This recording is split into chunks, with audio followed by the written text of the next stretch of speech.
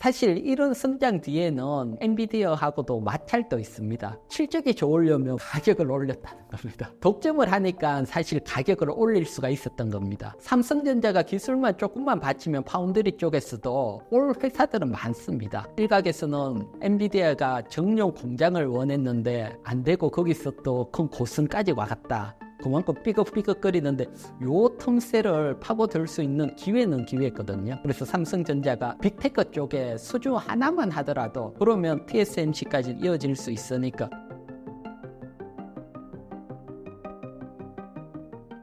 네, 안녕하세요. 저는 대한민국이 가장 어려울 때 1998년 IMF 때부터 지금까지 금융시장에 있어온 이희건 대표고 지금은 이희건 경제TV 유튜브를 운영하고 있습니다. 국내 증시가 유독 어려운데 어떤 전략으로 접근을 해야 할까요?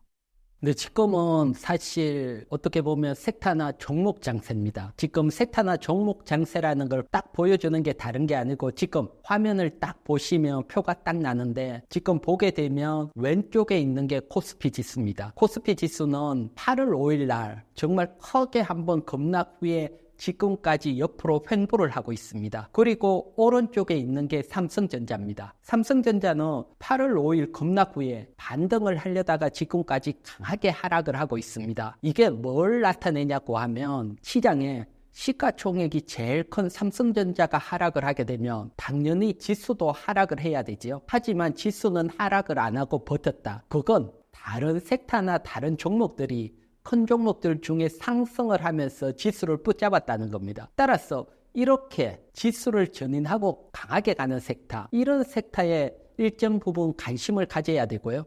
그리고 이런 섹터들은 지수가 상승을 할 때 주도주로서 강하게 상승도 할 수 있습니다. 따라서 이런 섹터가 어떤 섹터인지 한번 보도록 할게요. 다른 것보다 지금 8월 5일부터 10월 25일 이 사이에 보면 코스피 지수는 5.80%, 사실 급락에 비해서 상승한 것도 아니고요. 옆으로 횡보를 했고 그 외에 바이오, 2차전지, 조선, 반도체, 자동차 콘텐츠 쫙 있는데 제일 강하게 상승을 했는 게 바이오입니다. 보게 되면 바이오 중에서도 SK바이오팜이 50% 상승을 했고요. 삼성바이오로직스가 19%, 셀트리온은 한 2% 정도 지수 대비 약했지만 어쨌든 바이오 섹터가 1차적으로 제일 강하게 상승을 했고 두 번째는 2차전지입니다. 2차전지도 물론 차별화가 있지만 대형주인 LG에너지솔루션이 20% 이상 강하게 상승을 했고 또 반대로 삼성 SDI는 한 6% 정도. 그래서 차별화는 나오지만 그래도 강하게 가는 종목 장세가 이어지고 있다. 이렇게 설명을 드리고 그다음 조선주 중에서는 HD 한국조선해양이 16%. 또 물론 요 중에서도 차별화가 있지만 어쨌든 강하게 가는 섹터는 바이오, 2차전지, 조선주 요렇게 볼 수가 있고요. 반대로 상대적으로 약한 섹터는 사실 조금 아쉽지만 또 개인 투자분님들이 많이 매수한 삼성전자 가장 약세로 움직였고요. 그리고 자동차나 콘텐츠가 약했습니다. 따라서 요렇게 분류를 해서 보면 오늘 제가 여기에 왜 강하게 움직이고 또 어떤 게 대장주고 그 이유를 알면 여러분들이 접근을 할 수 있으니까 섹터별로 딱 정리를 해왔으니까요. 한 15분 정도 투자를 하신다면 여러분들이 섹터에 대한 이해도가 확 높아질 거라고 자신을 하니까 한번 투자를 해보시고요. 자, 그러면 가장 강하게 가는 섹터 먼저 이렇게 설명을 드릴게요. 바이오주 매매에 있어서 가장 중요한 핵심 포인트는 무엇입니까? 사실 바이오주들은 사실 한 번 상승을 할 때는 정말 강하게 상승을 하고 대박이지만 고점에서 잘못 매수하면 정말 쪽박도 차고 그래서 변동성이 워낙 큰 섹터입니다. 그렇기 때문에 호불호가 딱 갈리는 섹터고요. 하지만 여러분 한 10년 정도, 한 2014년부터 지금까지 10년 정도 길게 해서 보면 10년 전에 바이오 섹터하고 코스닥 섹터하고 같이 시작을 했다면 바이오 섹터가 지수 대비 항상 높은 위치에 있었습니다. 그래서 그런 측면에서 본다면 바이오 섹터는 우리 시장에 코스닥에서는 바이오 섹터가 매수가 가능한 섹터고요. 반대로 미국장, 또 미국장 많이 또 투자를 하니까 미국 시장 같은 경우는 나스닥이 강하게 상승을 할 때 바이오텍은 의외로 상승을 못했습니다. 따라서 미국 시장에서는 바이오가 사실 그렇게 퍼포먼스가 내기는 어려웠고요. 우리 시장은 강했다. 그렇기 때문에 바이오에 대해서도 관심을 가져야 되는데 앞에 말했지만 변동성이 워낙 심하고 또 가는 종목만 가기 때문에 어떤 전략을 가져야 되는지가 중요하고 거기에 대해서도 한번 설명을 드리고요. 그러면 당장 올해만 보면 지수 대비 코스피 바이오가 강했는지 코스닥 바이오가 강했는지 또 요점도 한번 보도록 할게요. 지금 차트를 보게 되면 일단 왼쪽에는 지난 세기 코스닥 지수인데 코스닥 지수는 100 기준으로 보면 올해 하락을 했습니다. 하락을 했기 때문에 강하게 가졌으면 좋지만 어쨌든 지수 측면에서는 아쉬운 점이 크고요. 대신 붉은색으로 표시되어 있는 게 코스닥 제약 바이오 관련주입니다. 보면 올해 오히려 상승을 했고 지수 대비 훨씬 큰 수익 났다. 그래서 올해는 어떻게 보면 바이오가 주도를 하고 있다. 이렇게 보여질 수가 있고요. 그리고 오른쪽에 보면 코스피 지수하고 코스피 의약품 차트입니다. 코스피 지수는 그 자리입니다. 그 자리 올해. 거의 뭐 상승도 못하고 그 자리인데 코스피 의약품도 지수 대비는 강하지요. 대신 보면 코스닥 쪽이 훨씬 강했다. 이렇게 알 수가 있으니까 사실 코스닥 바이오 쪽에 관심을 가졌을 때 올해는 퍼포먼스가 높게 나왔고요. 또 사실 바이오가 움직인 게 올해 큰 세 축이 있었습니다. 세 축. 그 중에 하나는 바이오텍, 쉽게 말해서 바이오 신약을 개발을 하는 기업들. 이런 바이오텍 주가가 강하게 움직이는 측면이 있었고 또 두 번째는 미국 생명보안법이죠. 거기에 수혜를 받는 측면이 하나가 있었고 그리고 비만 치료제 관련주들이 움직였고요. 하지만 전체적인 통계를 내서 보면 역시 뭐 가장 기본인 바이오텍 관련주들이 워낙 강하게 움직였습니다. 그래서 바이오 섹터들 통계를 내서 어느 섹터가 강하게 움직였는지도 한번 보도록 할게요. 딱 그래프가 보면 뭐 지금 바이오 지수, 그 다음에 대형 바이오, 전통 제약사, 그리고 바이오텍 네 종류를 그래프를 나타냈는데 바이오텍 지수가 작년 기준입니다. 작년 2023년 1월부터 작년 상반기 또 하반기 접어들 때까지는 큰 변화가 없이 네 축이 거의 비슷하게 움직이다가 작년 연말부터 올해 이런 바이오텍 주가들이 불을 뿜고 움직이고요. 작년 기준으로 보면 400%, 4배가 상승을 했습니다. 이 바이오텍 그래프는 다른 게 아니고 알토오젠, 리가켄 바이오, ABL 바이오를 합산시킨 거고요. 어쨌든 시장 중심에는 이런 바이오텍 주가 움직임이 있다 보셔야 되고요. 그 다음에 대형 바이오는 삼성 바이오로직스하고 셀트리온 묶었는데 사실 삼성 바이오로직스는 좀 움직임이 나왔지만 셀트리온이 거의 사실 못 움직이면서 좀 상승률이 약한 측면이 있고요. 그렇지만 작년에 비해서는 한 30% 정도 상승을 했다 보여지고 그 다음 전통제약사 여기도 한미약품이나 유한양행, 종건당, 동아에스틱, 대운제약 이런 종목인데 한 30% 그 다음 제약바이오 지수도 한 30% 그래서 딱 보면 다른 것보다는 결국은 올해는 바이오텍 기업에 투자를 해야겠다. 그렇게 했을 때는 지수보다도 퍼포먼스가 높고 다른 제약 바이오 섹터들보다도 퍼포먼스가 높고요. 그러면 왜 이런 바이오텍도 뭐 작은 이제 막 개발을 하는 기업부터 또 크게 개발을 해서 뭐 빅파마들한테 기술 수출을 하는 기업도 있고 다양하잖아요. 요 중에서 어떤 바이오텍에 관심을 가져야 되는지 그 부분도 한번 보도록 할게요. 지금 바이오 지수를 길게 해서 제가 한번 가져왔거든요.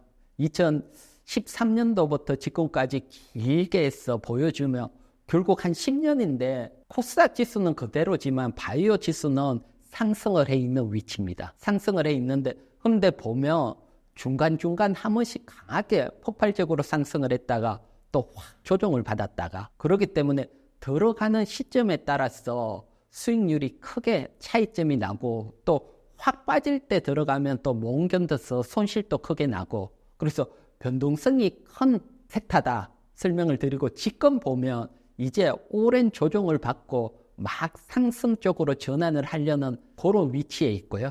그래서 제일 먼저 2015년대부터 그 다음에 한 18년까지 크게 상승을 했는데 이때는 바이오 임상 실험을 하고 개발만 한다. 그러면 사실 기술력하고 상관없이 무조건 성공하겠다. 이런 게 강했기 때문에 거의 바이오 제약 만들거나 이런 바이오텍 기업들이 대부분 상승을 할 때입니다. 그때 이때는 사실은 종목 선정보다 바이오 섹터 매수한다는 자체가 수익을 냈으니까요. 하지만 2018년부터 강한 조정을 받았거든요. 이때 조정 원인은 다른 게 아니고 임상 3상에서 많은 기업들이 실패를 합니다. 즉 바이오가 무조건 성공하는 게 아니구나. 어려운 섹터구나. 그러면서 주가 조정이 강하게 나왔고요. 그러다가 코로나 위기가 터지면서 진단기라든가 다른 바이오 쪽이 강하게 가면서 또 한 번 불을 뿜고, 그리고 이제 코로나 특수가 잦아지면서 조정을 받았고, 그리고 이번에 다시 반등이 나오는데 이번 반등은 앞에 3상 실패라든가 이런 걸 한번 경험을 했기 때문에 이번에는 정말 기술력이 있는 기업 중심으로 상승이 나오고 있습니다. 특히 그걸 보여주는 게 그래프에서 붉은색으로 이렇게 되는 부분이 계속 증가를 하고 있죠. 이 붉은색은 다른 게 아니고 기술 수출 금액입니다. 누적 기술 수출 금액. 이 기술 수출은 바이오 열심히 제약 개발을 해가 시장에 성공할 수 있겠구나. 그러니까 빅파마 기업들, 대형 글로벌 제약사들이 그런 기술을 사는 거죠. 돈 주고. 그래서 그 수출이 누적적으로 계속 증가를 해 있기 때문에 이런 기술력으로 바탕으로 이번에는 상승이 나오고 있습니다. 따라서 이번에는 좀 약하고 이름 없는 이런 쪽보다는 기술 수출이 가능한 기업 또는 기술 수출을 한 기업, 여기에 여러분들이 직접 투자를 했을 때 큰 수익이 나오고 있고요. 그러면 기술 수출이 한 기업이 어떤 기업들이 있는지 한번 보도록 할게요. 그래프는 임상, 유한양용 같은 경우는 상용화 단계까지 화살표고 어느 정도 진행이 됐는지가 나타내고, 그 앞에는 빅파마, 기술 수출을 사간 기업이고 맨 앞에는 이제 기업이죠. 따라서 이렇게 기술 수출을 한 기업에 1차적으로 관심을 가져야 되고요. 물론 이런 기업들이 워낙 상승이 돼 있지만 어쨌든 이번 시장은 이런 기업입니다. 대표적으로 보면 유한양행이나 알트오젠, SK바이오팜, SK사이언스, 한미약품, 종건당, 리가킹바이오, LLB바이오, 펩트론드. 최근에 펩트론도 기술 수출을 하면서 워낙 강하게 갔고요. 그래서 만약에 너무 높다 이러신 분들은 바이오 중에 임상 한 2상 정도의 수출 가능한 기업이 어떤 기업이냐, 이런 기업들 주가도 어느 정도 상승하고 이런 기업들을 열심히 연구해서 한 2개 정도 해놓고 하나가 기술 수출이 된다면 그 중에 하나라도 그러면 급등할 수 있거든요. 그래서 분석을 하고 기술 수출이 가능한 기업 아니면 기술 수출이 되는 기업 중에 눌림이 나오는 종목, 이렇게 전략을 펼쳤을 때 가장 낫고, 그리고 너무 높으신 분들은 그래도 규모가 있는 SK바이오팜 같은 경우는 차트적으로 보면 이제 바닥권에서 하단 박스권을 돌파하는 위치니까요. SK바이오팜에 한번 관심을 가져보시라 설명을 드릴게요. 조선주 매매의 핵심 전략과 관심 종목 설명 부탁드리겠습니다.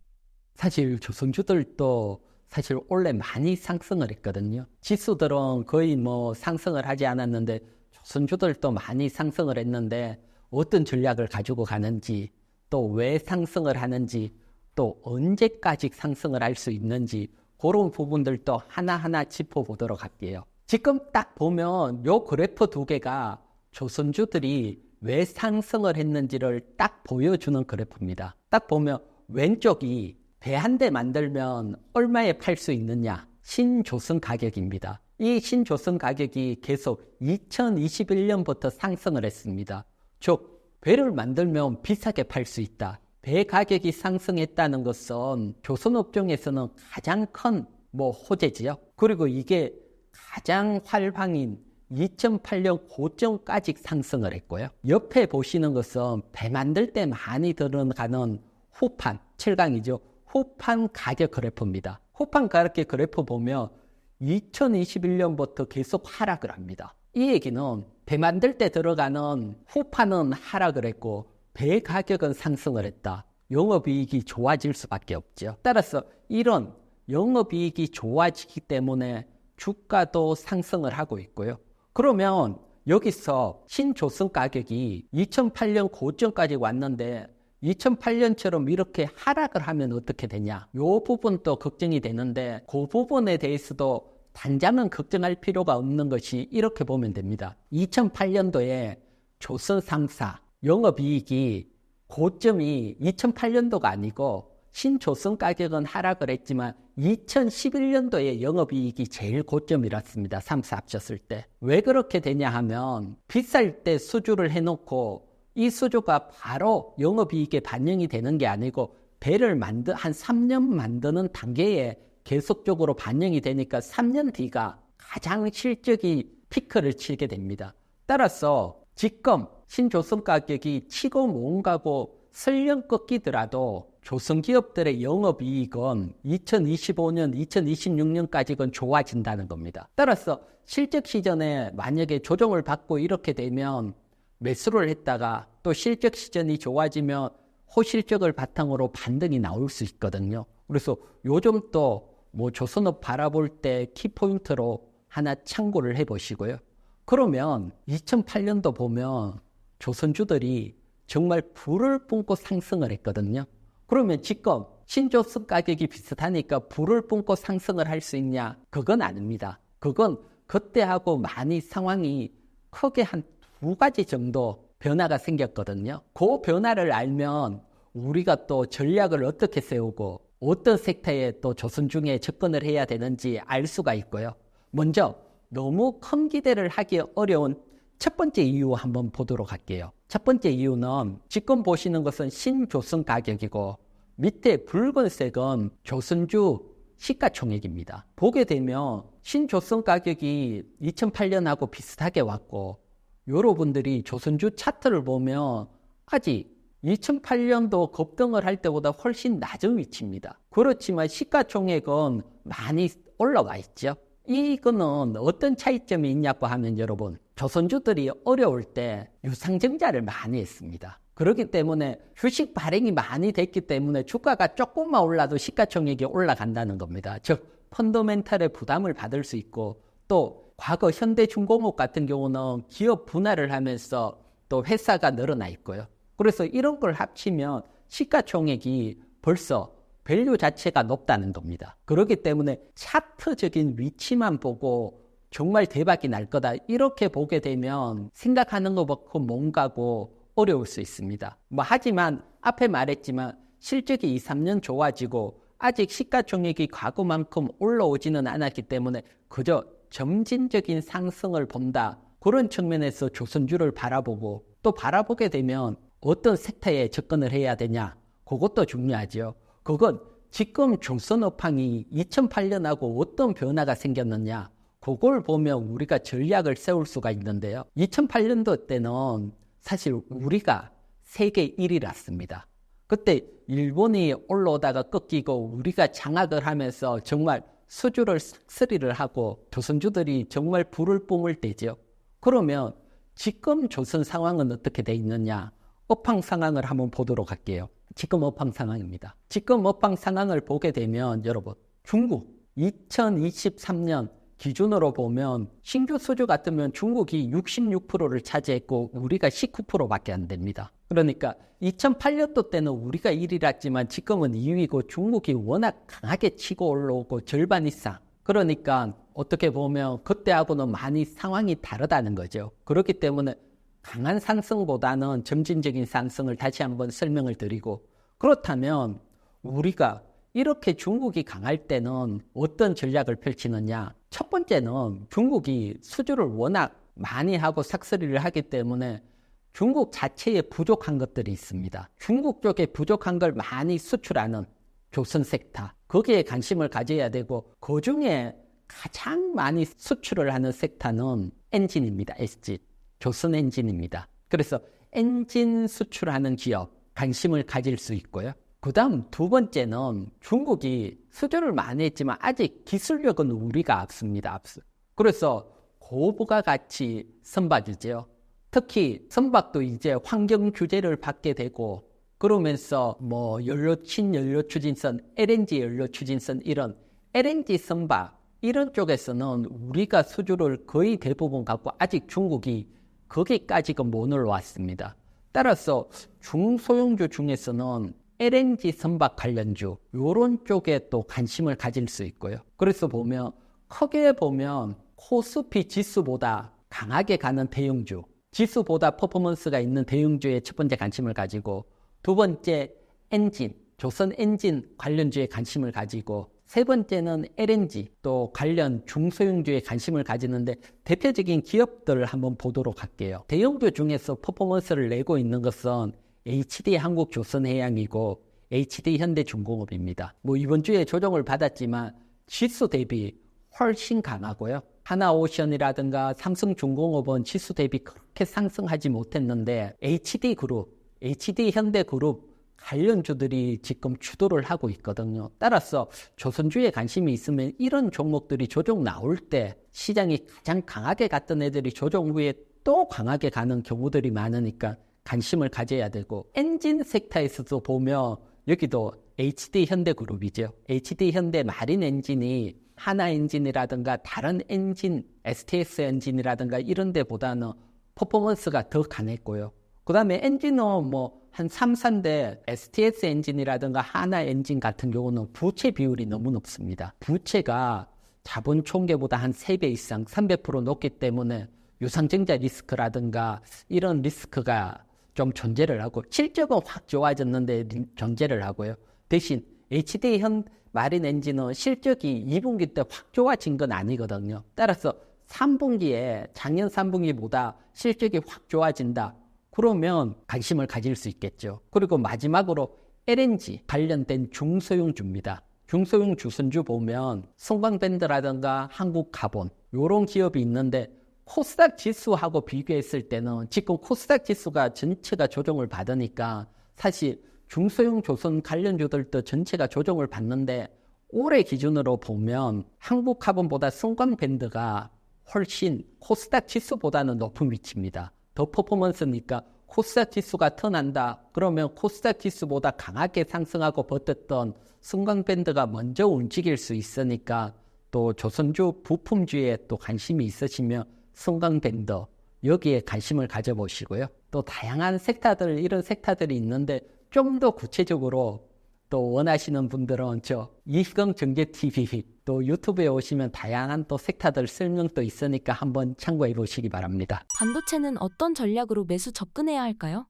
사실 삼성전자가 개인들이 워낙 많이 샀기 때문에 올라줘야 되죠. 하지만 좀 넉넉하지 않는 상황이고요. 그래서 반도체가 사실 어렵지만 전략만 잘 세우면 또 반도체는 이번이 끝나는 게 아니고 계속 이어지니까요. 그래서 일단 전략 설명드리고, 또 개인들이 가장 어려운 삼성전자 언제 반등이 나오는지, 또 어느 시점에 반드시 매수해야 되는지 그런 지점까지 또 하나하나 살펴보고요.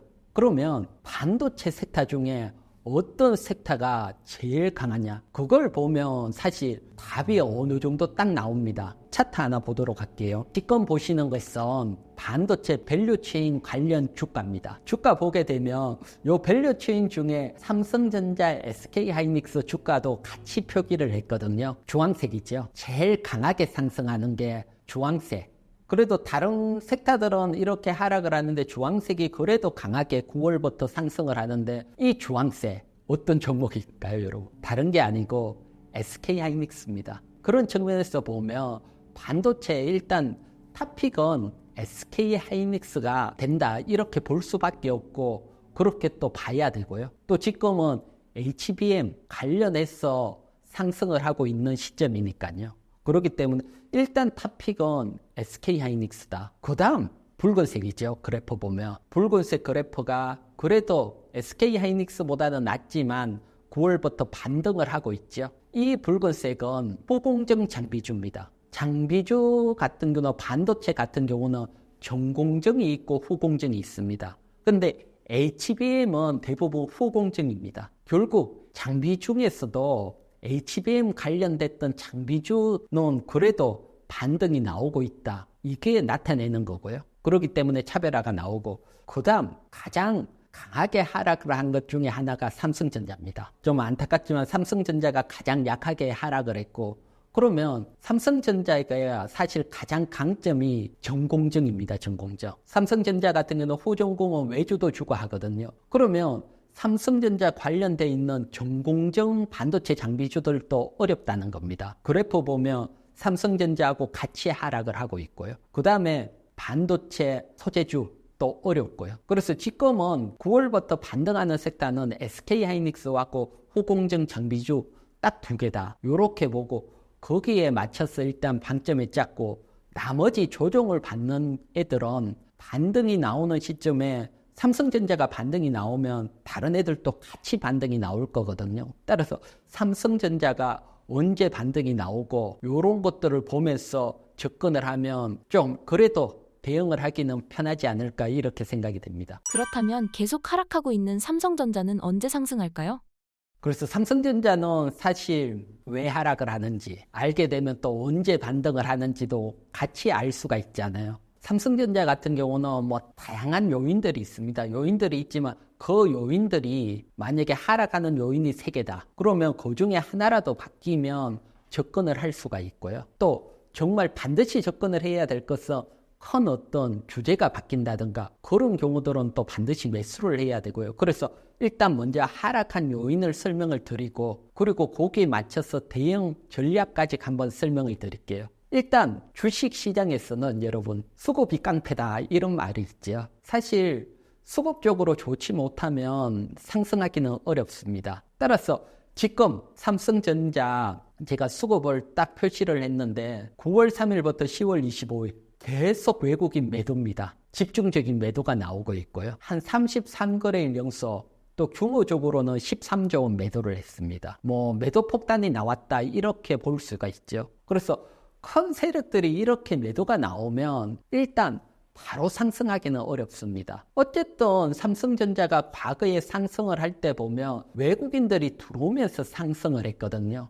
그래서 결국은 외국인들이 들어와야지 상승을 한다 이렇게 되고요. 그래서 이런 대형주들은 사실 수급이, 중소형주들 같은 경우는 이번 주에 팔고도 다음 주에 또 사고 수급이 빠르게 바뀔 수 있지만 큰 대형주 같은 수급은 단번에 바뀌기는 쉽지 않거든요. 정말 특별한 이슈가 나오지 않고서는 단번에 바뀌기는 어렵기 때문에 일단 강하게 하락한 삼성전자는 너무 V자 반등을 보고 조급하게 매수할 필요는 없고요. 그렇기 때문에 당장 첫 번째는 수급이 바뀌는 건데, 수급은 여러분 과거 여러분 삼성전자가 확 강하게 상승할 때 보면 초반에 외국인들이 큰 물량을 한 5일 이상 확 들어옵니다. 확 들어오고 난 뒤에는 주가가 급등이 나왔거든요. 그렇기 때문에 외국인들이 한 5일 연속으로 규모가 큰 물량이 확 들어온다. 그러면 그때는 정말 관심을 가져야 되고 우리가 모르는 것들을 먼저 알 수가 있거든요. 그 뒤에 호재가 터질 수 있으니까요. 그래서 확 들어오는 시점, 그 시점 한 5일 정도 연속으로, 그 시점에 일단 수급적인 측면에서는 접근을 한다 보면 되고요. 지금은 수급이 어떤 측면이냐 하면 강하게 매도가 나오다가 매도가 멈췄다. 이번 주에 그래도 이제 매도가 멈췄고 금액 소폭이지만 뭐 매수가 들어오지만 이건 매수가 들어왔다고 보기는 어렵고요. 큰 금액 매도했던 그래프만큼 반대로 크게 들어오는 거, 이런 애들이 한 5월 정도로 확 들어와야 되거든요. 그로는 들어오는 시점, 뭐 나는 바로 상승하기 직전에 매수하고 싶다 그러신 분들은 한 차례 튀어오르지만 수급 꼭 체크를 하시고요. 대신 그래도 다행인 점은 여러분 수급이 이번 주에 멈췄다는 겁니다. 그러면 추가적인 하락보다는 좀 횡보는 갈 수 있다. 그래서 가격적인 어떤 뭐 추가 하락은 크지는 않을 거고 대신 횡보가 나올 거다. 따라서 횡보를 할 때 뭐 지금 현저점까지 온다면 또 매수를 하고 또 반등이 나오면 비중 축소하고 이런 좀 뭐라 그럴까요? 하단 박스권 매매 정도는 가능하지만 추세를 보고 길게 매수하기는 아직은 이런 타이밍이다. 이렇게 첫 번째 하나 설명을 드리고요. 그 다음 두 번째는 역시 HBM입니다. 사실 아직도 공식적으로 삼성전자가 HBM 콜 테스트를 통과됐다 그건 아니죠. 사실 이번 주에 뭐 대만 언론에서 조건부 승인이 났다 이런 뉴스들은 나왔지만 그거보다 공식적인 콜 테스트 통과 기사가 나와야지 상승을 할 수 있고, 또 제가 판단을 했을 때는 이 콜 테스트 공식적인 발표가 나오면 그래도 추세적으로 바꾸기는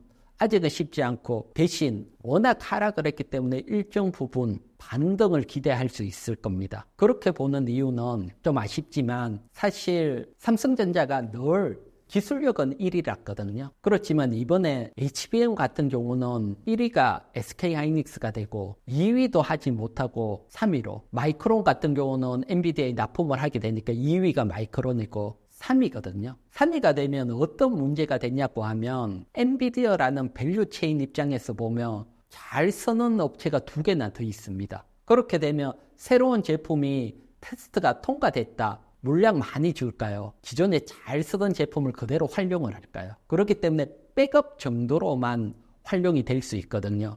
그렇기 때문에 삼성전자가 최소한 2번째 정도로는 통과가 됐어야 되는데 3번째 아직도 공식적인 통과가 안 나왔다. 이런 측면에서 본다면 반도체의 가장 주도인 HBM에서는 수혜를 가장 못 받을 확률이 높다. 그래서 이런 것들이 통과될 치고 가기가, 한 번 뒤처지면 또 확 치고 가기가 쉽지 않거든요. 하지만 어쨌든 HBM이 공식적으로 콜 테스트가 통과된다. 그러면 일정 부분 반등이 나올 수 있으니까 그런 공식적인 거 나왔을 때 계속 지금은 반등 또 조정 횡보를 하다가 이런 공식적이 나오면 일정 박스권 한번 돌파할 확률도 높으니까요. 그래서 공식적인 콜 테스트 요거 또 발표를 한번 기다려보고요. 그 다음에 삼성전자를 가장 걱정하는 부분이 있습니다. 가장 걱정하고, 어떻게 보면 좀 외국 시각에서 보면 우리나라 반도체에 가장 걱정하는 부분인데,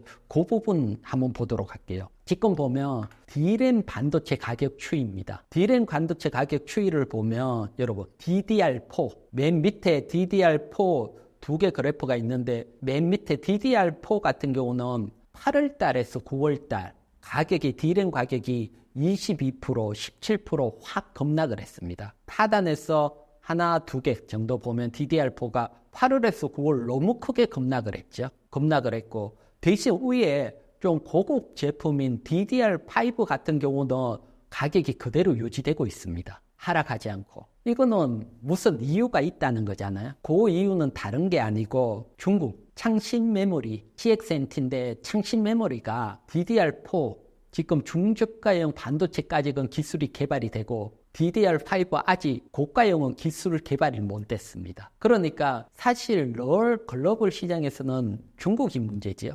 중국이 개발을 하면 정말 가격 상관없이 물량을 밀어내거든요. 그러면서 모든 가격들을 다 떨어뜨려 버립니다.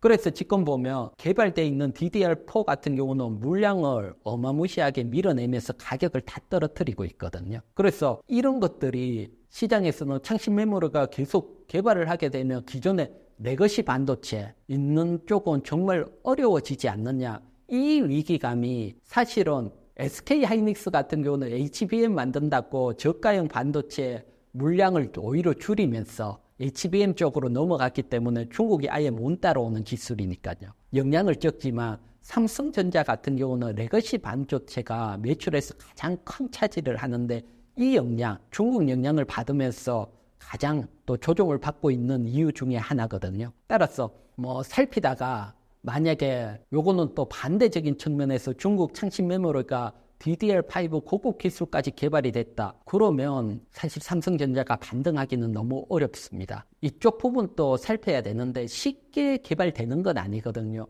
특히 개발하지 못하는 이유 중에 가장 큰 건 미국이 중국으로 들어가는 반도체 장비를 막고 있으니까 자체적으로 개발하는 게 쉽지는 않을 겁니다. 쉽지는 않지만 어쨌든 한쪽에서는 개발이 되냐 안 되냐, 좀 리스크적인 측면이 뭐가 있는지, 더 부각이 되는지 그쪽 부분도 우리가 살피면서 관심을 가져야 되니까요. 그래서 이런 부분들이 사실 반도체 시장에 억누르는 거, 삼성전자 억누르는 부분 중에 가장 크고, 또 레거시 반도체 세계 1위고 가장 넓은 쪽이니까요. 그래서 보면 사실 고가형 반도체는 상승을 해야 되거든요. 반도체 가격이. 이런 저가형 가치가 확 떨어지니까 상승을 못하고 멈춰있는 측면, 여러 가지로 중국 영향이 큰데, 어쨌든 이런 부분에서도 좀 다른 측면이지만 또 개발이 되는지는 항상 유심히 살펴봐야 된다 설명을 드리고요. 그 다음 삼성전자가 D램 반도체 외에 주가 상승을 기대했던 측면에 우리가 하나가 더 있죠.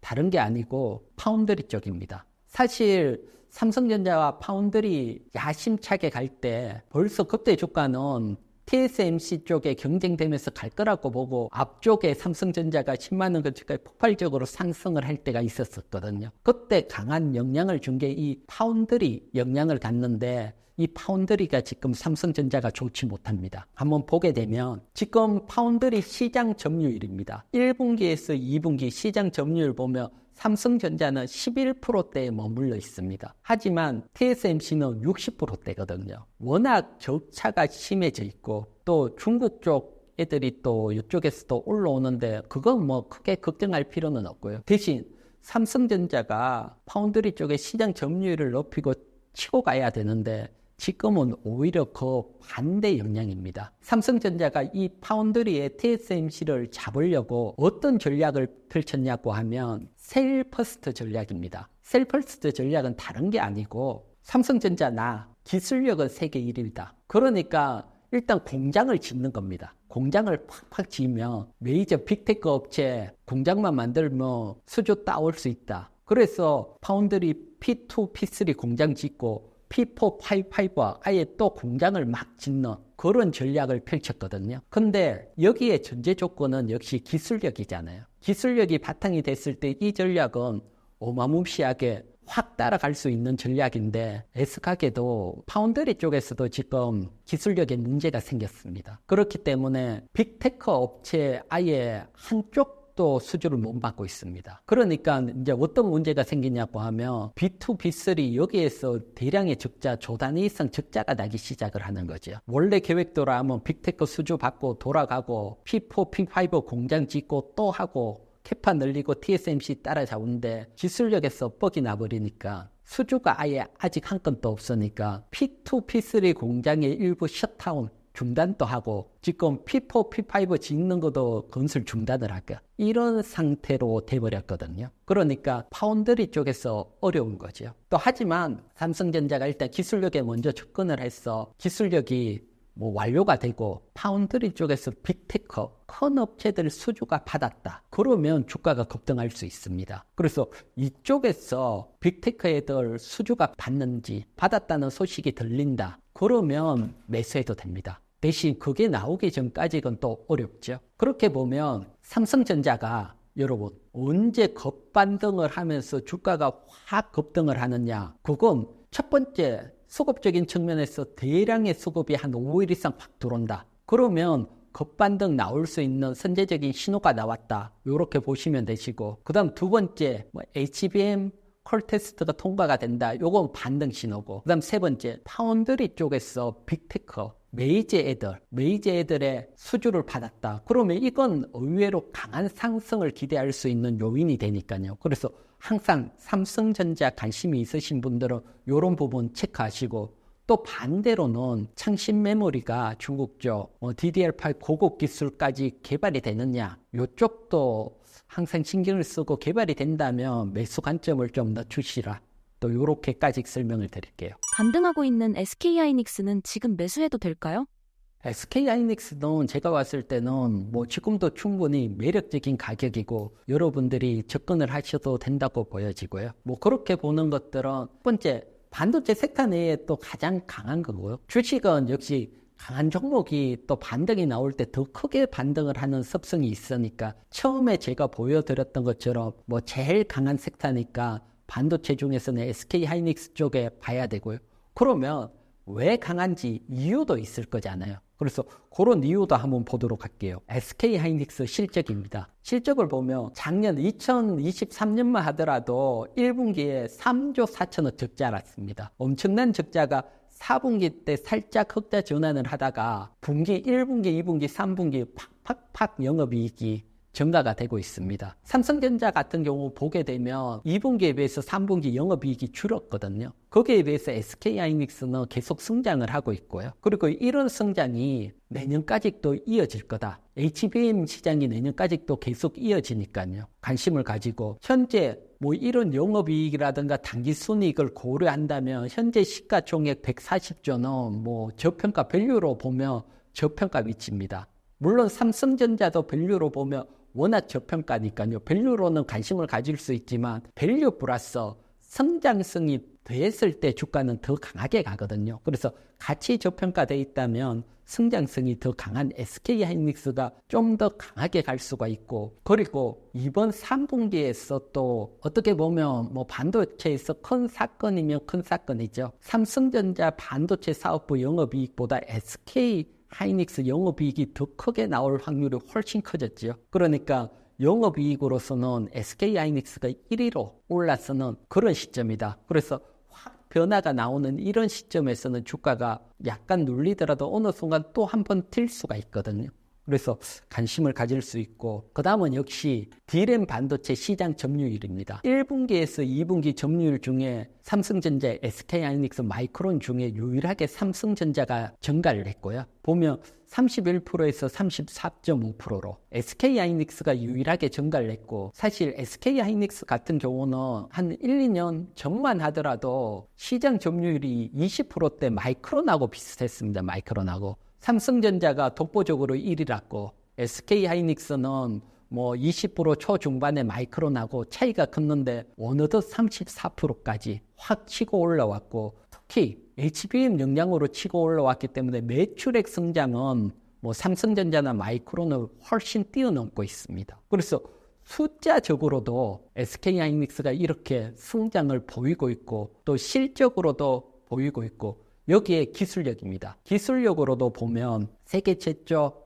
HBM3 12단 양산을 시작을 하지요. 또 이것도 완판이 되고, 그러면 더할 나위 없는 그런 상황이다. 주가는 매력적인 어떤 밸류의 위치를 하고 있고, 실적, 그 다음에 수급적인 측면도 한번 보도록 할게요. 여기에 뭐 기술력 숫자 다 있지만 또 수급이 받쳐줘야 움직이니까, 사실 요 수급은 9월 19일부터 10월 18일 사이 요 한 달 정도 수급을 보면 외국인 매수 1위가 SK하이닉스입니다. 매도 1위는 삼성전자라고요. 분명하게 딱 보여주는 어떤 수급 모습이다. 그렇기 때문에 지금 삼성전자는 뭐 대량 매도를 하지만 SK하이닉스는 매수를 하고 있다. 그런 측면에서 보더라도 SK하이닉스에 대해서는 뭐 일정 부분 우리가 반도체 본다는 토픽으로 SK하이닉스는 관심을 놓고 봐야 되고, 또 상승률 측면에서 맨 처음 제가 설명을 드렸을 때 다른 반도체 장비들보다 SK하이닉스 상승률이 더 높았거든요. 제일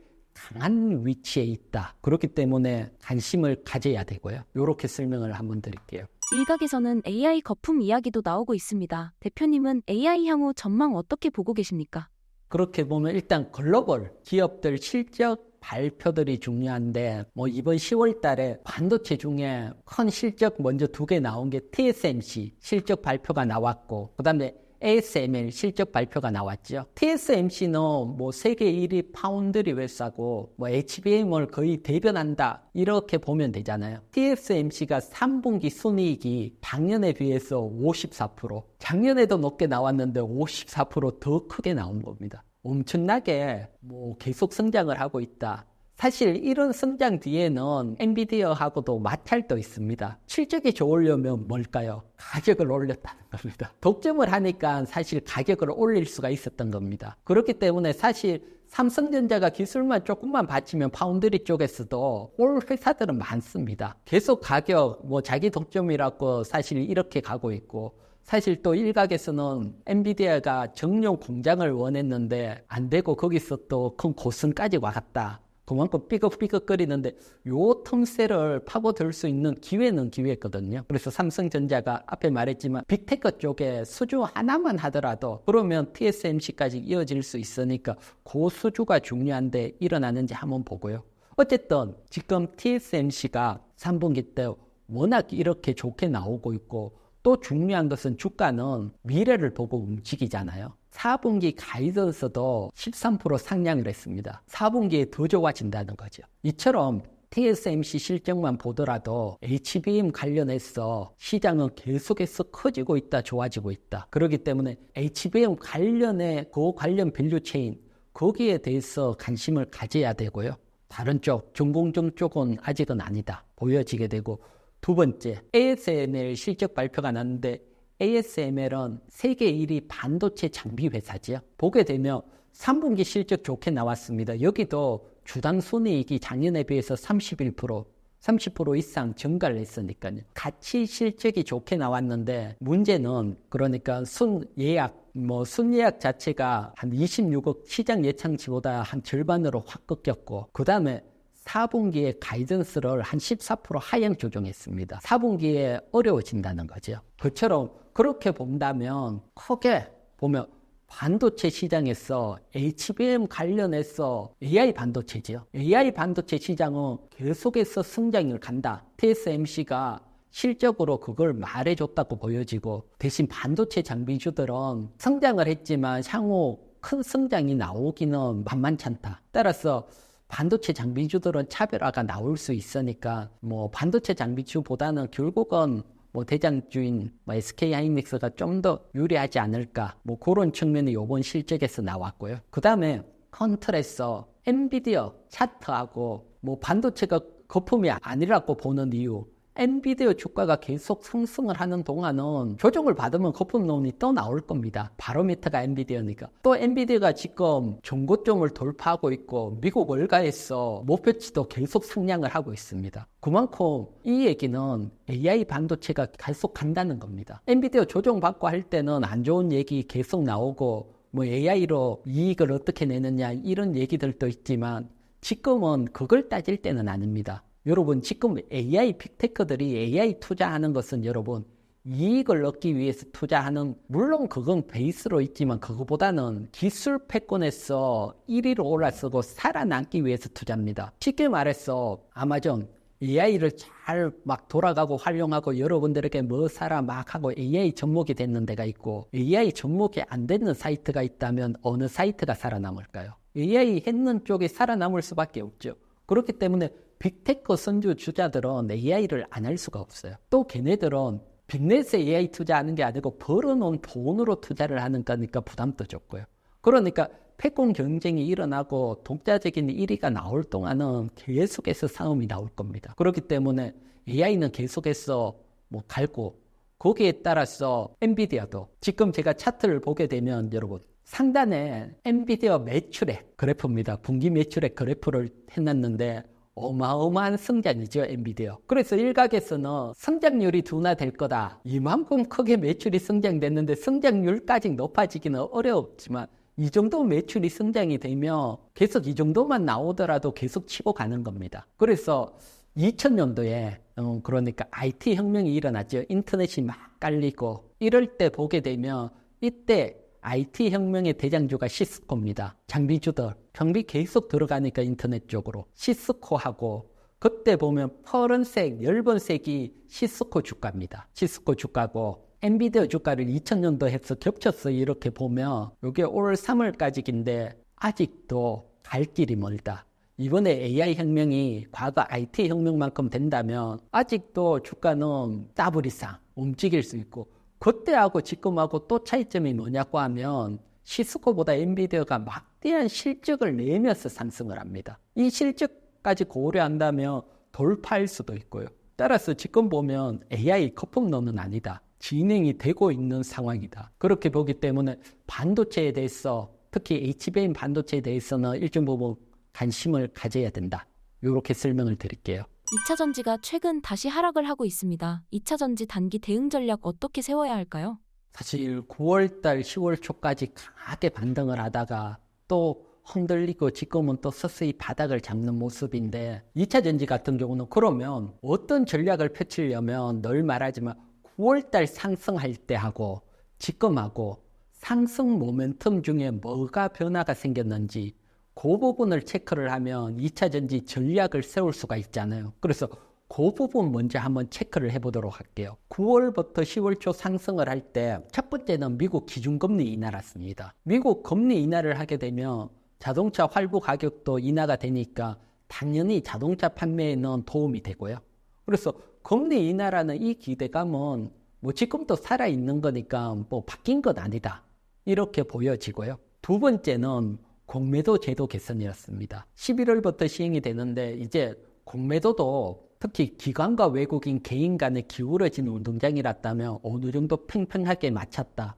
그래서 제도 개선이 잘 나온 걸로 보고, 특히 그 중에 그래도 기대를 할 수 있었던 제도 개선 중에 첫 번째가 공매도를 치면 과거는 무한정 가져갈 수 있었습니다. 계속 쳐놓고 인디안 기우제 지내듯이 뭐 비 올 때까지 보유만 하면 되니까 버틸 수가 있었죠. 하지만 이번에는 최장 1년밖에 못 가지고 갑니다. 따라서 1년 안에는 처리를 해야 된다. 그 얘기는 어느 순간 되면 주식을 다시 매수해야 된다. 그게 들어갔기 때문에 큰 호재죠. 특히 공매도가 많은 2차 전지에는 호재랐고요. 그래서 이런 호재도 그대로니까 변한 게 없고요. 세 번째는 모건 스탠리 리포트. 유럽 쪽에 탄소 배출량 감소시키면서 전기차 판매가 더 늘어나겠다. 뭐 그대로고요. 그래서 유럽 정책, 뭐 합쳐서 유럽 정책이죠. 유럽이 중국에 관세도 높이고 독일 같은 경우는 전기차 보조금도 다시 시행하려고 하고 있고, 보면 호재들은 그대로 살아 있습니다. 살아 있지만 다른 호재 하나는 딱 미국 대선입니다. 보면 9월 초 10월까지 보면 해리스가 등장하면서 트럼프 지지율을 넘어서면서 해리스 랠리가 막 나올 때랐거든요. 그래서 그런 랠리까지 겹치면서 강하게 갔는데 지금은 대선 상황이 안개 속으로 들어갔죠. 사실 2차 전지 입장에서는 트럼프보다 해리스가 됐을 때 훨씬 유리하고, 트럼프가 되면 IRA 법안 뭐 폐지하겠다, 거기에 따른 눌림도 많이 나오고 있고요. 하락 원인 중에 가장 큰 것은 결국은 이 대선 영향으로 보여집니다. 이 대선에 따라서 우리가 대응 전략을 세워야 되고요. 그 대선 따른 대응 전략은 다른 거 아닙니다. 먼저 대선 지지율 잠깐 보게 되면 제가 9월 18일에서 20일 이 사이 과거에 또 출연했을 때도 보여드린 지지율인데, 이때는 해리슨이 경합주에서도 앞섰고 전체 여론조사에서 앞섰고요. 미국 같은 경우는 뭐 여론 보면 지지율로 대통령이 되는 게 아니고 선거인단으로 대통령이 되죠. 따라서 경합주에서 누가 앞서냐가 중요한데, 지금 보게 되면 10월달 보게 되면 경합주가 박빙입니다. 누가 앞설지 어려운 상황이고, 또 돈으로 보면 배팅 사이트 같은 경우는 트럼프가 이길 걸로 보고 있습니다. 배팅 사이트 쪽에 보면 해리스보다 트럼프가 훨씬 높게 나오고 있고요. 물론 여기에는 뭐 음모론도 있다, 여러 가지 얘기가 나오지만 어쨌든 배팅 사이트 쪽에서 돈들은 트럼프에 강하고, 그 다음에 이런 게 아니더라도 사실 트럼프가 되면 뭐라 그럴까요? 부자 감세 한다는 것은 세금을 적게 거둔다는 거죠. 세금을 적게 거두면 어떻게 일이 됩니까? 부채는 늘어나게 되죠. 지금 또 부채가 많은데 세금 적게 가두고 또 쓸 돈이 많다, 부채가 늘어나면 채권 발행을 많이 해야 되잖아요. 그렇게 되면 채권 가격은 하락하고 채권 금리는 상승을 하고, 그래서 채권 어떻게 보면 트럼프 랠리로 10년물 국채 금리가 막 튀고 있고, 또 이자 많이 준다 그러면 돈으로 가니까 달러가 또 강하게 가고, 그래서 시장 쪽에서는 트럼프가 되는 쪽으로 돈들이 움직이고 있다. 그래서 이건 사실 2차 전지 쪽에서는 썩 좋은 건 아닙니다. 그래서 전략을 크게 두 가지로 나눠서 해리스가 됐을 때, 트럼프가 됐을 때 나눠서 전략을 한번 설명을 드릴게요. 해리스가 됐다. 그러면 2차 전지 매수입니다. 매수를 해야 되고요. 아무래도 트럼프가 될 거라고 보고 조정도 받았기 때문에 그건 바로 회복이 될 수 있으니까 여기에 대한 전략은 뭐 크게 걱정할 건 없죠. 그냥 매수하면 되니까요. 문제는 트럼프가 됐을 때입니다. 트럼프가 됐을 때는 어떻게 보면 시장 충격이 한번 확 나온다, 이렇게 가정이 되면 공매도가 주는 종목, 앞에 말했지만 공매도 제도 개선이 됐잖아요. 그러면 결국은 얘네들이 1년 안에 사서 갚아야 되는데 이런 악재가 나왔다. 그러면 그때는 다시 살 기회가 되는 거잖아요. 그래서 이렇게 공매도가 주는 기업, 지금은 거의 줄지를 않고 있는데 주는 기업이 나오면 이런 기업은 계속해서 점진적인 상승이 나올 수 있습니다. 공매도라는 것은 주가 매수했는 거 반대 개념이라고 보시면 됩니다. 좀 다르게 내가 주식 어떤 종목을 매수했다. 점진적으로 상승을 하다가 호재가 나와서 위로 확 튀면 수익 실현, 제로 노출로 수익 실현이 나오면서 하락을 할 확률이 높죠. 점진적으로. 공매도는 하락을 하다가 악재가 나오면 확 떨어질 때 수익 실현을 하는 거죠. 공매도 세력. 그러면 또 점진적인 상승이 나올 수 있고요. 이런 측면에서 보면 공매도가 확 주는 기업, 이런 기업에 일단 관심을 가질 수 있고요. 두 번째는 실적이 발표된 기업입니다. 3분기도 사실 2차 전지 실적은 2분기보다 더 안 좋을 거로 보고 있거든요. 그렇게 보는 이유는 다른 것보다는 제가 보면 양극재 수출 현황을 보면 사실은 실적도 알 수 있고 업황도 알 수가 있습니다. 양극재 수출 현황을 보면 수출 가격은 사실은 5, 6, 7월 달 오면서 거의 멈췄는 그런 수준입니다. 하지만 수출량, 물량은 확 줄어 있습니다. 물량은 확 줄어 있으니까 실적, 가격은 그대로인데 물량이 적다. 그러면 실적이 더 나빠질 수 있잖아요. 그런 측면에서 보면 실적까지 발표가 된 종목, 이렇게 되고 공매도가 좋고 실적 발표되는 종목에 관심을 가질 수 있고, 두 번째 컨트롤에서 보면 여러분, 트럼프가 당선됐을 때 가장 걱정이 되는 게 뭐냐고 하면 IRA 법안 폐지하면 어떻게 될까? 여기에 걱정이잖아요. 근데 여기에 대해서는 사실 기후에 가깝다. 28일 날 증권사 유진투자증권 리포터도 나왔는데 거기에 보면 설명이 돼 있는데 짧게 설명을 드리면 다른 게 아니고 사실 IRA 법안 폐지를 하려면 법적인 상황입니다. 법적인 상황, 법을 바꿔야 되는 상황인데 지금 보면 하원, 상원 보면 민주당이나 또는 공화당 의원들이 거의 박빙으로 비슷비슷하게 유지가 되고 있습니다. 법을 바꾸기 위해서는 공화당이 양, 상원, 하원을 장악을 해야 되는데 특히 하원 같은 경우는 하원 의원, 공화당 의원 18명이 나는 아예 IRA 법안 폐지를 반대한다. 선언을 대했거든요. 그러니까 아슬아슬하게 하원도 장악해봐야 법을 못 바꾼다는 겁니다. 그런 측면에서 보면 IRA 법안 폐지는 사실 기후에 가깝다. 그렇기 때문에 트럼프가 당선이 되고 확 조정이 나올 때 우리가 관심을 가질 수 있고, 관심을 가지는 종목은 제가 앞에 설명을 드렸듯이 공매도 감소가 되고 실적 발표가 되는 기업, 이런 기업에 1차적으로 관심을 가지고, 그게 아니면 호재가 있는 기업입니다. 호재가. 종목으로 본다면 포스코홀딩스, 연말부터 양산이 들어가는 4680 원통유 배터리, 요 체인에 있는 기업들 또 중에 접근이 가능하고요. 그건 또 제가 뒤에서 설명드리도록 할게요. 그러면 전체적으로는 대응 전략 설명을 드렸죠. 지금 먼저 공매도 부분 다시 한번 보면 공매도 개선 언론 보도 발표가 된 게 9월 23일입니다. 9월 23일이고 10월 25일 사이에 언론 보도 발표가 되고 공매도가 어떻게 바뀌었는지 제가 이렇게 했는데 보면 에코프로 거의 그대로 있고 에코프로 BM은 오히려 늘어났고요. 말도 안 되지만 오히려 늘어나 있고 포스코 퓨치엠 변화가 없고요. LNF 거의 그대로고요. 그렇기 때문에 변화가 없는데 어떤 이벤트로 악재가 나오면서 이런 변화가 나왔다. 그러면 그런 기업들은 반등이 나올 수 있고, 또 하나 결국은 이 공매도가 처리가 돼야 되잖아요, 여러분. 결국은 1년 긴 기간으로 보면. 그래서 지금은 앞에까지 작년이나 연초까지만 하더라도 공매도가 많은 게 악재지만 오히려 호재로 바뀔 수 있다. 어떤 시그널이 나오면 쇼크가 확 들어오면서 튈 수 있다. 요 정도 설명을 드리고요. 따라서 트럼프 악재가 나오고 하락을 하더라도 지속적인 하락보다는 다시 반등으로 이어질 확률이 높다. 설명을 드리고, 그 다음 제가 앞에 양극재 설명을 드렸듯이 양극재 가격은 그대로 유지가 됐는데 3분기 수출액은 NCM 양극재 같은 경우는 26%, NCA 양극재 같은 경우는 17% 감소를 했기 때문에 3분기 실적이 약하니까 실적까지 또 마무리된 기업들은 좀 더 점진적인 상승이 나오지 않을까, 이렇게 설명을 드릴게요. 2차 전지 지금 바닥이라고 볼 수도 있을까요? 지금 매수해도 되는지 궁금합니다. 네, 일단 업황적으로 보면 바닥으로 보기는 아직까지는 쉽지 않지만 전체적인 어떤 흐름으로 본다면 지금은 바닥입니다. 대신 지금 바닥이니까 내가 확 매수해놓고 크게 수익 낼까? 그건 아닙니다. 주가라는 것은 바닥에서 V자 반등이 나오는 경우가 하나가 있고 바닥에서 횡보를 하는 경우들이 있거든요. 그래서 제가 보는 것은 바닥에 왔는데 V자 반등보다는 횡보로 이어질 거다. 그렇게 보고 있습니다.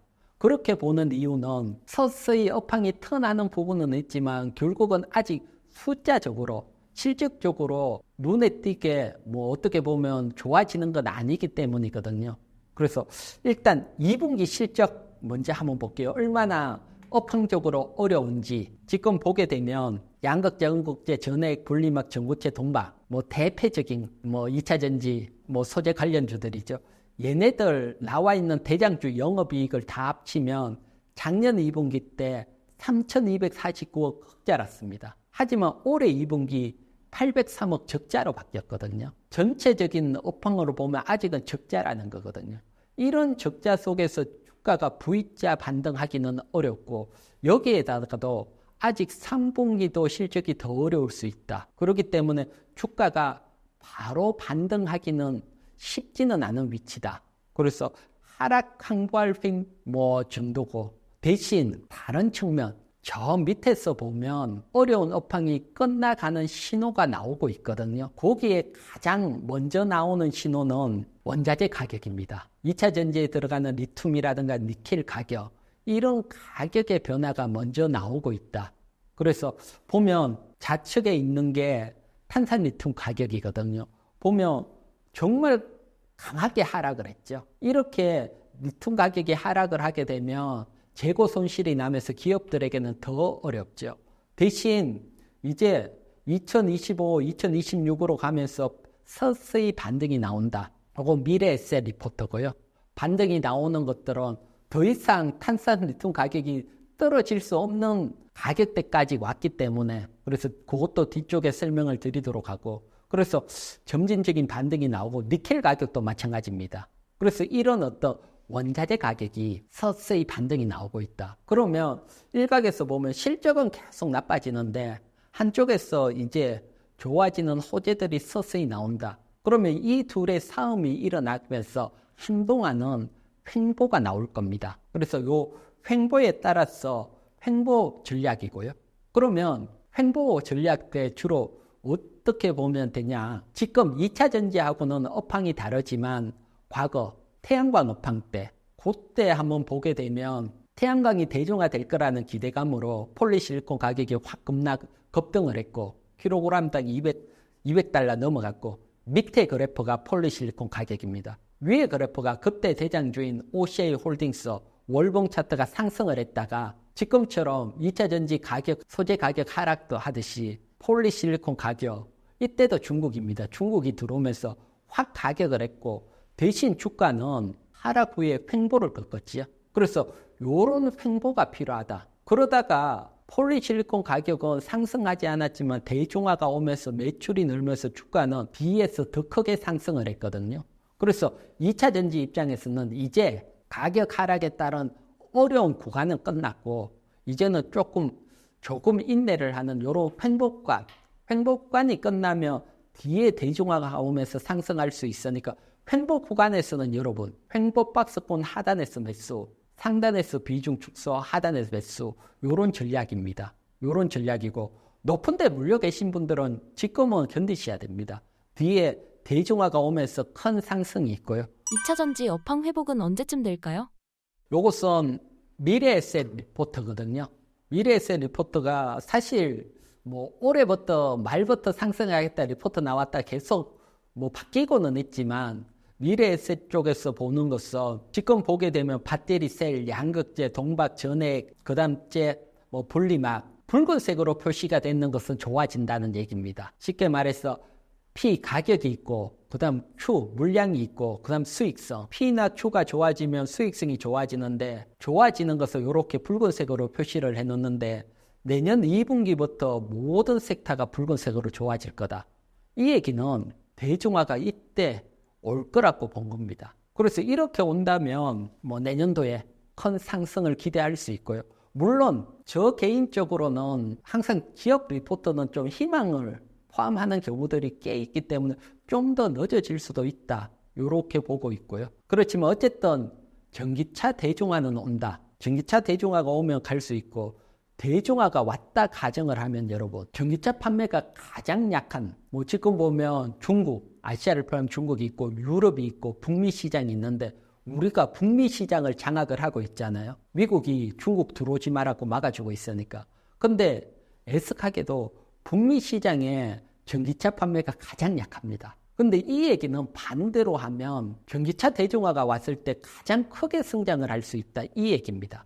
그래서 보면 미국 전기차 침투율이 한 10%밖에 안 되거든요. 특히 뭐 중국 같은 경우는 뭐 지금 30% 넘어 40% 가까이도 되고 유럽 같은 경우는 20%인데 뭐 침투율로 보면 북미가 약하기 때문에 우리가 가장 수혜를 받을 수 있다. 요즘 또 우리가 2차 전지에 대해서도 관심을 가질 수 있는 측면이 있고 그 다음에 미국 쪽에서 배터리 셀 업체인데 보면 파라소닉은 계속해서 줄어들고 있고 파란색이 파라소닉인데 줄어들고 있고 그리고 이 회색 부분 LG 에너지 솔루션인데 솔루션은 점유율이 확대되고 있거든요. 그래서 이런 쪽 미국 쪽에서도 이런 변화가 나오고 있다. 그리고 중국 쪽입니다. 중국 쪽에서 보더라도 여러분 우리 파란색 LG 에너지 솔루션하고 CLTL이 거의 겹쳐 있거든요. 치열한 싸움을 하고 있는 와중에 유럽이 미국 전기차에 관세를 확 매겼죠.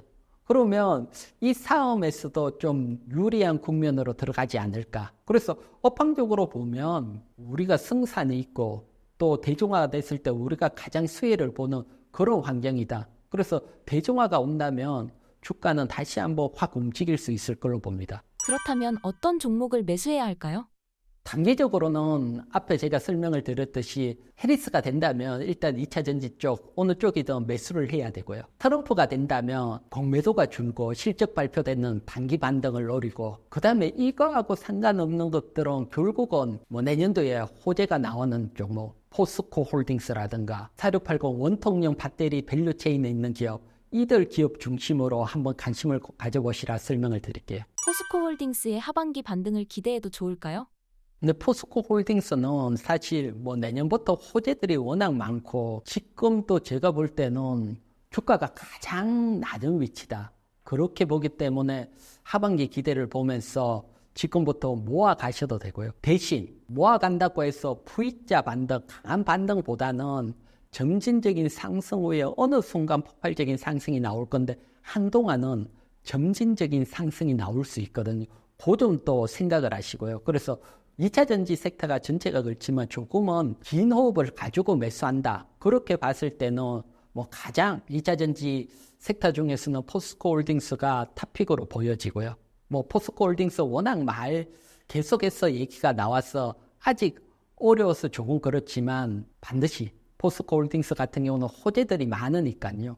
그런 측면 다시 한번 제가 천천히 설명을 드릴게요. 먼저 월봉 차트입니다. 긴 월봉 차트를 이렇게 보더라도 한 30만 원 후반대 이때가 2014년, 2018년, 2021년 돌파를 못하고 저항을 받았습니다. 오랜 저항을 받다가 2023년 확 돌파를 했죠. 돌파 후에 지금 조정을 받는데 그때 저항대 위치 이 얘기는 보면 그때는 저항이지만 지금은 지지로 바뀌거든요. 기술적으로. 그래서 조정할 만큼 기술적으로 보더라도 조정될 만큼은 조정이 받았다. 이렇게 설명을 드리고 그리고 뭐 기술적으로 우리가 뭐 보고 매수하는 건 아니고 여기에 또 다른 결국은 업황이라든가 성장이라든가 이런 게 있어야 되잖아요. 그래서 그런 부분에 대해서도 한번 설명을 드릴게요. 먼저 포스코 홀딩스는 크게 보면 두 가지죠. 두 가지. 첫 번째는 2차 전지 신사업, 그 다음에 전통적인 철강, 여기에서 두 개가 좋아져야지 주가가 상승을 하잖아요. 그런데 지금 아쉽게도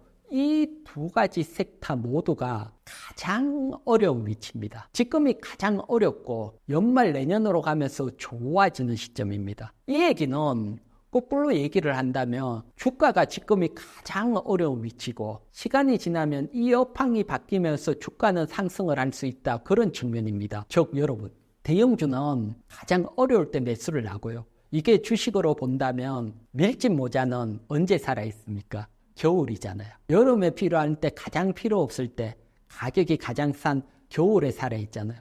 그처럼 포스코홀딩스가 지금 밀짚 모자로 본다면 겨울 위치입니다. 이제 시간이 지나면 더워지고 여름이 온다. 여름이 오게 보이고 가장 가격적으로 산 위치다. 이렇게 설명을 드리고.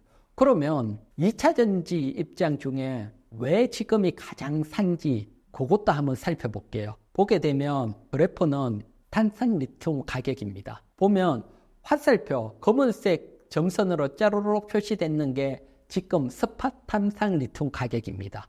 가격이고 주황색으로 이렇게 그래프가 올라와 있죠.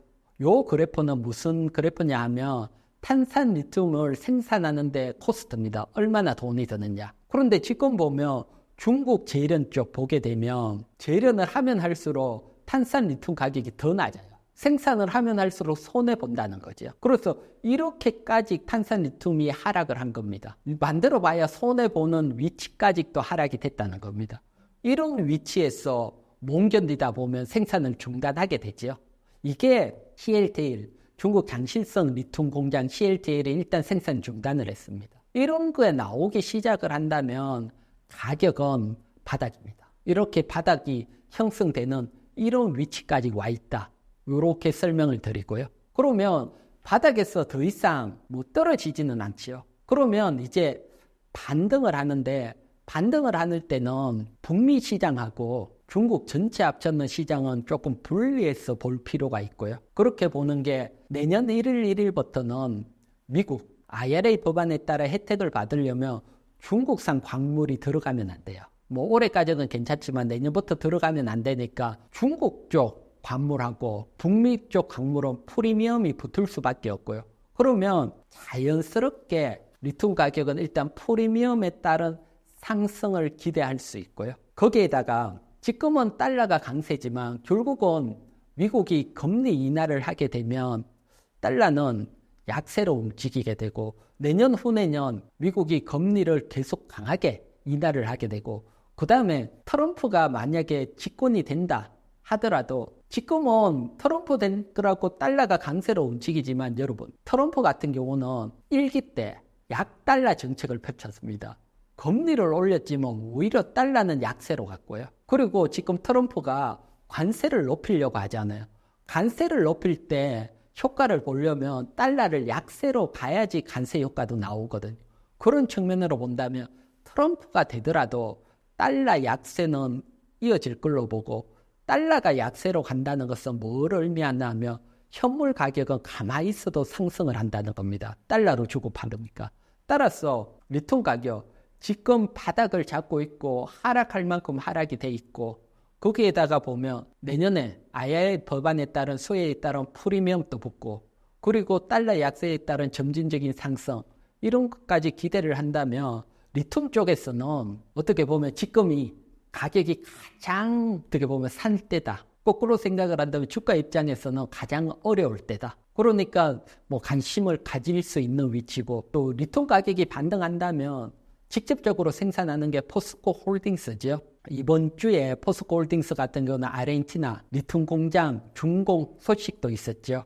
약 1년에 2만 5천 톤 소식도 있었고요. 뭐 이런 소식이고 결과적으로 이렇게 되면 내년 본격적으로 한 5만 톤 이상 생산이 나오니까 거기에 따른 기대감이 있고 여기에다가 리튬 가격이 반등이 나오면 지금 포스코 홀딩스 같은 경우 리튬에 계속 투자를 해놨기 때문에 그게 주가에 플러스로 작용을 할 걸로 보고요. 따라서 리튬 가격이 가장 저점일 때 지금 관심을 가져야 된다 설명을 드리고 그 다음 두 번째 철강입니다. 철강을 보면 상하이 선물거래소 철강인데 8월 달에 저점을 잡고 반등이 나오거든요. 8월 달에 중국이 고시를 했죠. 신규 제철소 짓는 걸 금지시키는 걸로. 생산이 더 늘어나지 않는다는 겁니다. 그 얘기는 철강 가격도 바닥을 잡는다는 거고요. 그리고 중국 쪽에서 보게 되면 여러분 재고량이 9월에 비해서 확 줄어 있습니다. 지금 모든 후판부터해서 재고량이 확 줄었고요. 가격이 지금 업그레이드는 안 됐지만 철강 가격이 확 상승이 돼 있습니다. 이 얘기는 중국 쪽이 상승이 되면 우리나라가 그걸 수혜를 받는 데는 시차가 있습니다.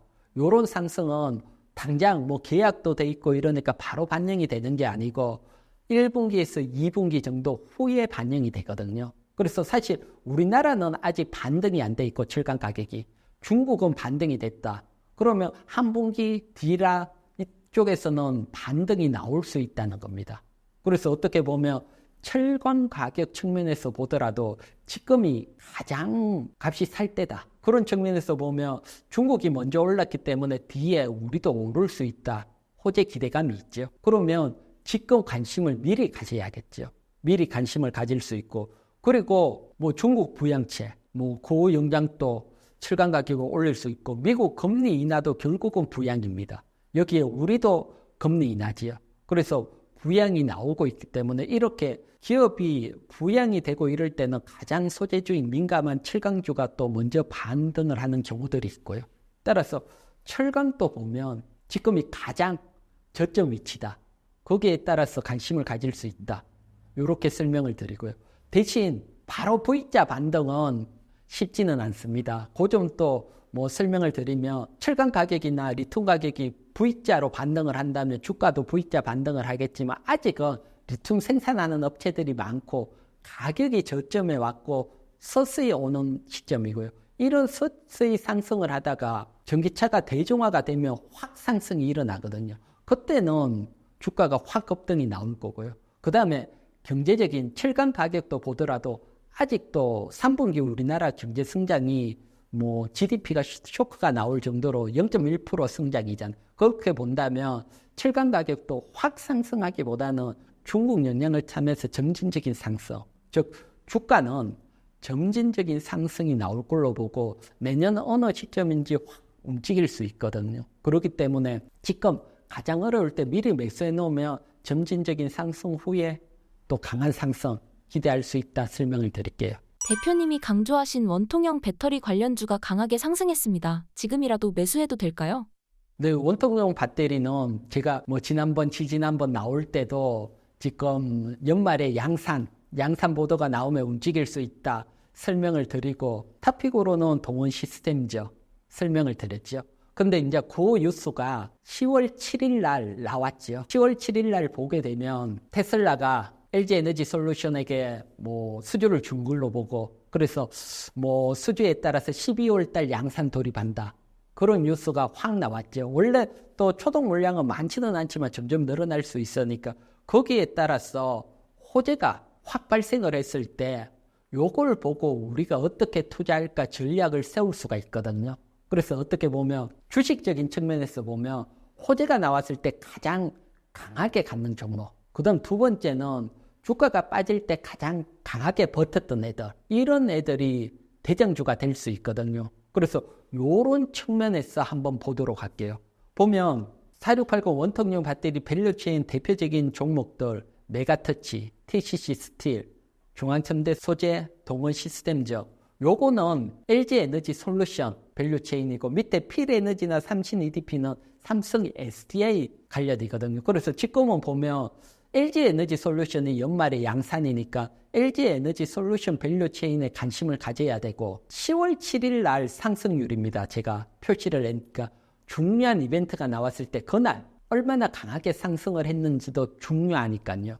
그때 상승을 했는 걸 보면 여러분 메가터치가 상한가가 들어갔고요. 그 다음에 TCC 스틸이 24%, 중앙첨단 소재가 18%, 동원 시스템제가 한 12% 강하게 밸류체인 쪽에 갔고 그리고 난 뒤에 여러분 차트 모양을 자세히 보시면 2차 전지가 조정을 받았잖아요.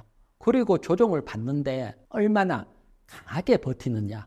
더 강하게 버텼던 종목이 다시 시장이 돌아갈 때 강하게 움직일 수 있으니까요. 강하게 움직이고 강하게 버텼던 종목, 그런 종목에 관심을 가져야 되는데 메가터치가 강하게 상승을 했지만 조정도 강하게 받았습니다. TCC 스틸도 마찬가지고 대신 동원 시스템가 강하게 상승도 하고 강하게 버텼기 때문에 기술적으로는 동원 시스템주에 뭐 가장 탑픽으로 관심을 가질 수 있다 설명을 드리고 그 다음 실적 측면 고평가 요런 측면에서 한번 보더라도 TCC 스틸 같은 경우는 고평가입니다. 2분기 기준으로 물론 3분기 실적이 나오면 또 여러분들에게 다시 한번 설명을 드리지만 2분기 실적 기준으로 보더라도 중앙첨단 소재는 적자니까 시가총액은 크고 적자다. 관심 가지기는 어렵고요. 그 다음에 고평가, 가장 저평가가 또 동원 시스템제거든요. 그런 측면에서 또 강하게 버틴 측면도 있지 않나 생각이 들고요. 그런 측면에서 본다면 4680 원통용 배터리는 뭐 역시 동원 시스템제가 그래도 가장 관심 있게 봐야 되지 않을까 설명을 드리고 차트 한번 보도록 할게요. 동원 시스템 차트입니다. 차트 보게 되면 제가 붉은색으로 8월, 9월 여러분들에게 동원 시스템 4680 원통용 배터리 표시를 했던 지점이고요. 그리고 10월 2일 양봉을 내면서 거래량을 내고 한번 강하게 오면서 연속적으로 다른 종목보다는 동원 시스템즈가 연속적으로 더 강하게 움직였거든요. 보면 먼저 강하게 움직였고 그리고 조정이 나오면서 다른 종목들은 처음 움직일 때 시작가보다 이탈을 했는데 동원 시스템즈는 지지를 받고 또 반등이 나왔거든요. 이런 측면에서 본다면 4680 원통용 배터리 관련주 중에서는 동원 시스템즈가 뭐 가장 유리하다. 또 항상 뭐 지난번에서도 제가 뭐 부품주, 장비주, 2차 전지부터 해서 실적 쫙 설명을 드리고 실적 설명을 들었던 종목이 뭐 원준이라든가 강하게 상승을 했거든요. 그래서 실적이 보면 주가에 무관한 것처럼 보이지만 실적은 결국 반영되는 경우들이 많거든요. 그래서 3분기 또 실적이 나오게 되면 변할 수도 있으니까 여러분들도 내가 관심 있는 종목은 실적이 어떤지 내 종목만 보는 게 아니고 다른 종목에 비해서도 다 어떤지 전체적으로도 한번 보고요. 또 제가 항상 실적은 여러분들에게 설명을 드렸으니까 또 기회에 또 실적 설명을 드릴게요. 뭐 4680 원통령에 대해서는 전략보다는 동원 시스템 쪽에 관심을 가지시라 설명을 드릴게요. 대표님, 전기차 관련해서 하반기 관심을 가져도 되는 섹터가 있을까요? 전기차는 사실 2차 전지하고는 약간 다르지만 조금 보면 호재가 있거든요. 전기차에 있어서 가장 큰 호재는 어떻게 보면 큰 호재 중에 하나가 뭐냐고 하면 현대차 그룹이 미국에서 전기차를 언제 생산을 하느냐. 그게 큰 어떤 중요한 맥점인데 그게 이제 10월부터 생산이 시작이 됐어요. 10월부터. 뭐 비공식적으로 뭐 행사까지 했다 이런 보도도 나오고 있고요. 그렇기 때문에 사실 10월부터 생산이 나왔다 그러면 전기차 부품주에 우리가 관심을 가질 수 있는데 많은 부품주 중에서 다른 것보다는 현대차하고 같이 미국에 진출한 기업 이런 기업 또는 미국 뭐 전기차 생산에 계속해서 공급을 한다 밸류체인에 있는 기업 이런 기업에 대해서는 관심을 가질 수 있고 지금은 아직 좀 뭐라 그럴까 미국 대선도 영향을 있고 자동차도 미국 대선의 영향권에 들어가 있거든요. 관세 문제가 있기 때문에 그렇기 때문에 전기차라든가 뭐 2차 전지 섹터가 좀 등락이 있지만 요런 게 끝나면 결국은 옥석 가리기가 나오고 그때 이런 현대차 그룹이 미국에서 전기차 생산한다는 이슈가 한번 불거지면서 그 관련주들이 한번 움직임이 나올지 않을까 판단이 되고요. 그 관련주. 그래서 아직은 3분기 실적 발표가 안 됐기 때문에 2분기 실적 발표 기준으로 제가 정리를 했거든요. 성우하이텍, PHA, 서현이와 화신 어느 정도 규모가 있고 이런 애들이 미국 뭐 전기차 관련에 직접적인 관련돼 있던 애들이다 보시면 되시고요. 요 중에 보면 PER 보면 다 저평가예요. 뭐 2분기 기준으로 보면 10배가 적정 주가인데 3배에서 1배, 3배 정도 저평가예요. 이런 기본적으로 저평가가 돼 있다. 그리고 요 중에서 지금 표시는 안 했지만 기업 안정성이 중요한데 안정성은 다른 게 아니고 부채 비율이거든요. 그래서 청와이텍이나 서현이와나 화신은 부채 비율이 높아요. 그래서 부채가 높은 기업보다는 좀 부채가 적은 기업. PHA 같은 경우는 정말 부채가 적은 기업이거든요. 자본 총계는 크고 그래서 그러니까 순자산이 시가총액보다도 큰 기업이고요.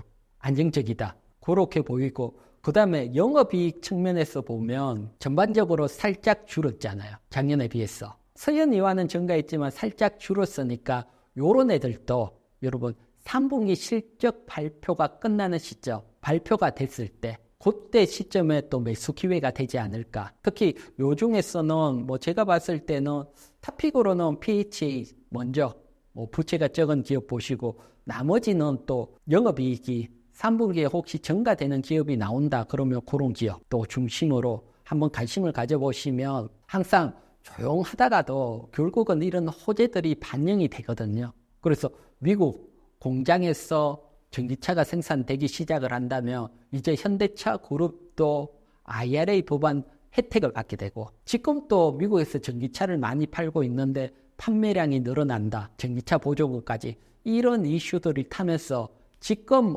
자동차 업종들이 조금 어렵지만 어느 순간 선거 끝나고 좋아지는 환경으로 바뀌지 않을까 보여지니까 한번 관심 있게 보시기 바랍니다. 1억이 있다면 말씀하신 전망을 바탕으로 볼 때 어떻게 포트폴리오를 구성해야 할까요? 제가 판단했을 때는 일단 반도체는 AI 혁명이 계속 될 거라고 보고 있기 때문에 반도체에 일정 부분 관심을 가져야 되고 반도체 중에 탑픽은 SK하이닉스로 보고 있으니까요. 그래서 SK하이닉스의 비중 한 30%. 또 지금 보면 실적도 좋아지고 또 조정도 반등이 나왔지만 조정도 받은 단계니까 충분히 관심을 가질 수 있는 위치라서 탑픽으로 SK하이닉스 한 30% 비중이고 그 다음에 섹터 중에 사실 지금 종목별 강세가 나오고 코스피 지수보다 가장 강하게 움직인 섹터가 바이오 섹터고요.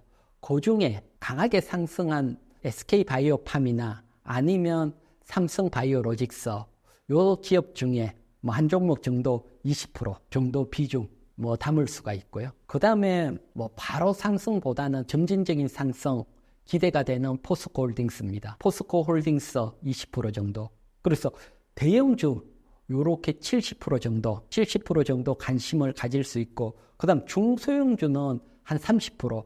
지금 코스닥이 사실은 가장 어렵지 않아요? 어려운데 중소형주를 한 30% 보는 이유는 다른 게 아니고 제가 판단했을 때는 조만간 검투세가 유예가 되든가 폐지가 되지 않을까. 민주당에서 국감 끝나고 얘기를 한 데 있으니까 만약에 폐지가 된다든가 유예가 되면 한동안 많이 눌렸던 코스닥이 또 단기 반등이 나올 수 있을 수 있거든요. 그래서 이런 중소형주 관련해서 한 두 종목 정도 30% 정도 비중을 채우면 좋을 것 같습니다. 중소형주 두 종목 30% 비중으로 설명하셨는데 중소형주는 어떤 종목에 관심을 가져야 할까요?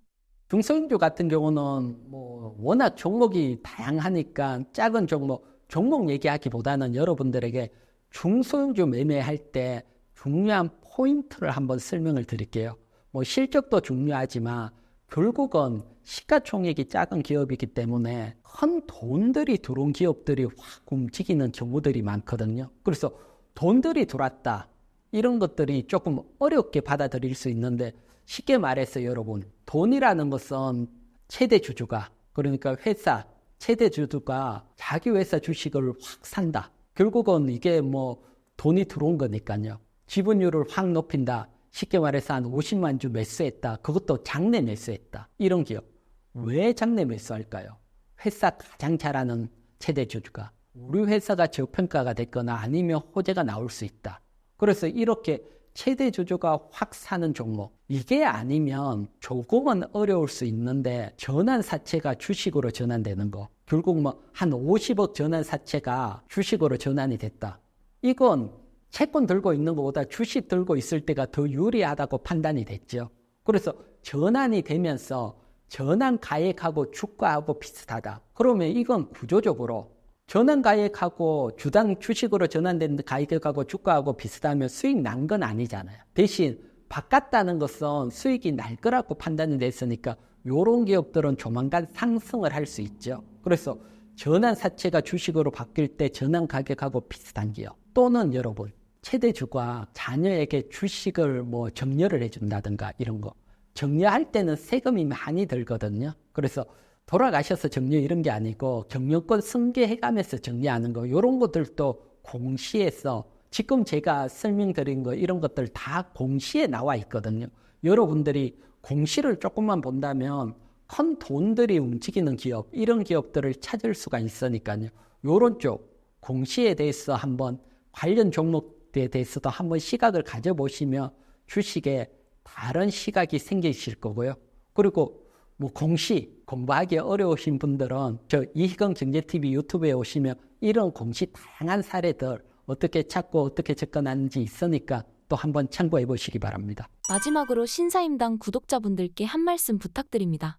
네, 지금은 여러분들 참 우리 국내장, 국장 안 된다. 국장 투자하면 바보다. 이런 소리까지 나오는데 여러분, 시장이라는 것은 이렇게 어렵다가도 또 변하는 게 시장입니다. 그래서 어려운 장이지만 조금만 인내하시면 다른 환경으로 충분히 바뀔 수 있는 여건들이 돼 있습니다. 트럼프가 돼도 마찬가지고요. 누가 되든 시장, 우리 시장이 또 밸류 측면으로서는 가장 낮은 위치니까 조그만한 트리거만 나오더라도 움직일 수 있으니까 다들 힘들 내시고요. 조금만 견디시면 또 국장 투자 잘했다. 이런 시점이 올 거니까 다들 힘들 내시고 또 성공 투자하시기 바랍니다.